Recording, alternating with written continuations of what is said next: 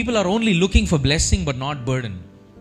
చాలా సందర్భాలు దేవుడు మనుషులు ప్రార్థించేటప్పుడు, ఇదిగో అయ్యా నన్ను దీవించయ్యా దీవించయ్యా. దీవెన అంటే మన దృష్టిలో ఎలాంటిదంటే, మనం ఏ పని చేయకుండా ఖాళీగా ఉండి దేవుడు ఊరకనే తీసుకొచ్చి మన చేతుల్లో డబ్బులు పెట్టేటట్టు కదా.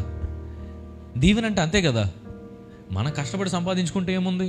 దీవెన అంటే ఫ్రీగా రావాలి, లాటరీ టికెట్ లాగా. మన దృష్టిలో దీవెన అంటే అదే. కానీ దేవుడు అంటున్నాడు, నేనిచ్చే దీవెన అలే ఉండదు. నిన్ను దీవిస్తూనే నీకు ఒక రెస్పాన్సిబిలిటీ పెడతా, నిన్ను దీవిస్తూనే నేను నీకు ఒక బర్డెన్ని పెడతా.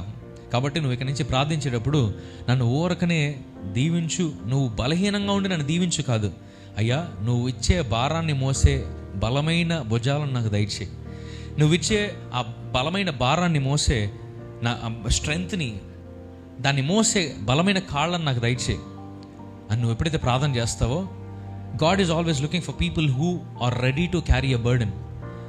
ఎవరైతే భారాన్ని మోస్తారో దేవుడు వారి కోసం ఎదురు చూస్తాడంట. సో ఎప్పుడైతే నువ్వు భారాన్ని మోయడానికి సిద్ధపడ్డావో, ఆ భారంతో పాటు దేవుడు నీకు బ్లెస్సింగ్ ఇస్తాడు. హల్లెలూయా.